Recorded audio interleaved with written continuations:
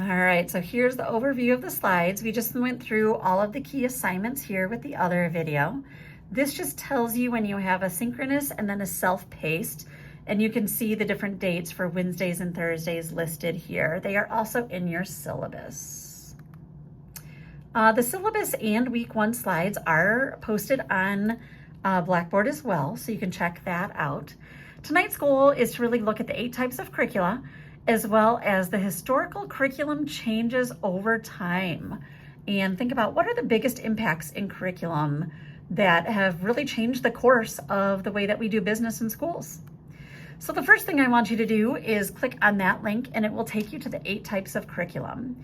While you're going through those slides, I want you to think about the 3-column, create a 3-column note page and reflect on, as I talk about the 8 types, what are examples of each of the types, and then what do you think are the pros and cons of those types? So I'm going to go ahead and click on it. Of course, there it is. And just give you a little brief overview on all of them, and you can go back and think about each one and fill out the pros, cons, and examples that you see. So the first type is recommended curriculum. That is proposed typically by an outside organization of professional scholars. It is typically very disciplined or professional-based standards. Examples of this would be the NCTM standards, our national standards, Common Core standards. It might have educators as part of it, obviously, but it also has politicians at times, advocacy at times, State Board of Education employees. It doesn't always, it's not always written by the local and definitely by the state, in fact, because it is that professional organization. So these are the global recommendations of what standards should be taught. So think about that and write your pros and cons. Your next one is the written curriculum, and this is curriculum that once we have that recommended curriculum, your state, your school, or even the classroom teacher might write. This could be a syllabus, a proficiency table, a curriculum map that the district gets together. It can be written at the district level, a school level, a teacher level. It can also be written by a company with a scope and sequence. It should take those recommended standards and further define what does learning look like in a kind of actionable way, a written way. These documents legally by school code need to be posted and available for any stakeholder in the district and outside of the district.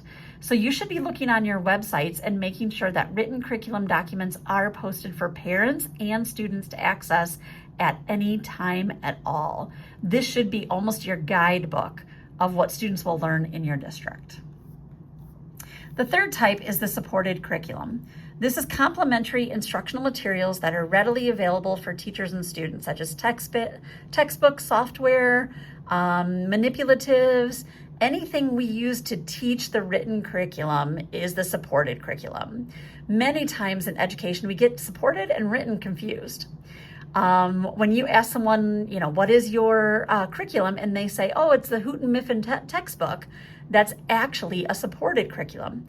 A textbook is not a written curriculum. The scope and sequence from the textbook might be, but the actual textbook we used is supported.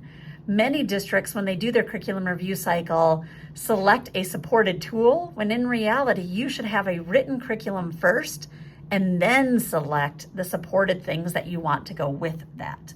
So think about the pros and cons of selecting the textbook first, or writing a written scope and sequence and then selecting the supported tools. The next one is tested curriculum. This is anything that we do to assess how we are learning. And that there are 3 tiers to it, tier 1, 2, and 3. You probably have heard them before. Tier 1 is an assessment that is written outside of your district and assessed and scored outside of your district. Tier 2 is written in your district and scored in your district, but must be done by every single job alike. So it could be a common assessment that every 3rd grade takes or every biology section takes. Type 3 assessments are any assessment that any teacher makes, but they might not be common to all the sections that take it. Any tested curriculum assesses our written curriculum and what students are actually learning. The taught curriculum is an interesting one because it is the actual things that teachers are delivering. So we have our written curriculum, what they should be teaching, and then we have the supported, what they're teaching from. We know what assess tells us what the kids take away from it, but the taught curriculum is what actually the teacher does. And many times there are things that the teachers are teaching the kids that aren't on the written curriculum, things that they like or that they favor or extra stories that they tell. Those are things that the teachers are teaching that students are taking away that in reality we haven't planned for them to do. And so the taught curriculum can be much bigger than we actually think, and it is difficult to be uniform because teachers all have kind of the art of teaching within their classroom. The most important one is the learned curriculum. What is it that students are actually taking away? And think about how difficult this one is to figure out what is actually learned. Our assessed curriculum might not find out what they are actually learning if we aren't asking the right questions. And so be thinking about how would you as the instructional leader figure out that learned curriculum. A couple more is the hidden curriculum. This is an unintended curriculum that happens in our school cultures and climate. Think about what is it that your district really has for a hidden curriculum. What is it that you pride yourselves on that you might not explicitly tell your students, but they just know is really important? I know for a district I used to work in, football was the end all be all. And although we never said it outwardly, every student knew it. And so how is it that they knew that and that those were most important to us and what we held near and dear? And so that was definitely something that we held in our climate and our culture. And so what is it that is your hidden curriculum within your district or within your classroom? And then finally, excluded. What has been left out, either intentionally or unintentionally? Is there something that your Board of Education has excluded?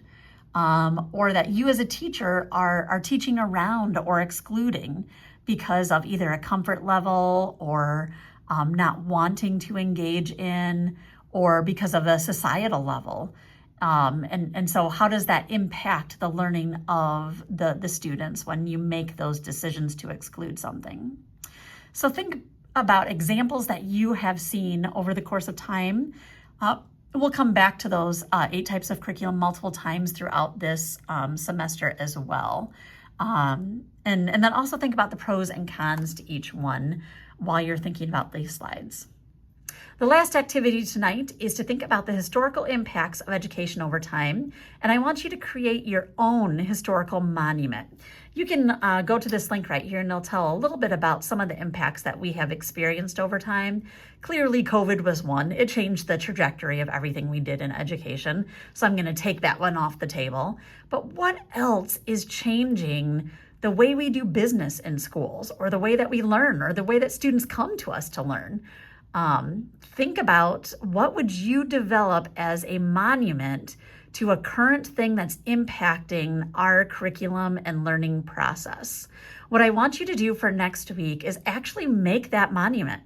Draw it out, make it out of Legos, make it out of pasta, be as creative as you want, make it out of AI if you want. And bring that next week to class, either in person or online, depending on which session you're in, and be ready to present why did you make the monument the way you did, and what is your monument in honor of, and be ready to share that in groups next week. You may pair up or do this in groups if you're around some other people this week and you don't want to do it independently. Think about what is impacting education right now that you would want to do a monument to. So then for next week, go ahead and create that Google Doc, send it to this email right here. Again, it's your last name, TlCI 505. That will be what you are reflecting on. And then the one reflection question this week in that Google Doc I would like for you to do is, what does your district focus on out of those 8 types of curriculum? Do they focus too much on the supported curriculum? And maybe they should focus more on the learned curriculum and figuring out what students are actually taking away? Or are we focusing way too much on the tested curriculum and not giving teachers enough supported tools? So just give 2 to 3 sentences on what is your district focusing on and what do you think they should focus on. And then for next week, we are in person if you're in Wednesday, online if you are on Thursday. Go ahead and, since you've read chapter 1, complete your headline. What headline do you want for your school? Do that activity on page 17. For next week, you're gonna read chapter 4, and then make sure you bring any questions about assignments and also bring your monument to share as well. And that is kind of your self-paced course for this week. I look forward to seeing you next week, guys. Have a great day. And as he's doing, hang loose and just breathe. We're going to have a great summer.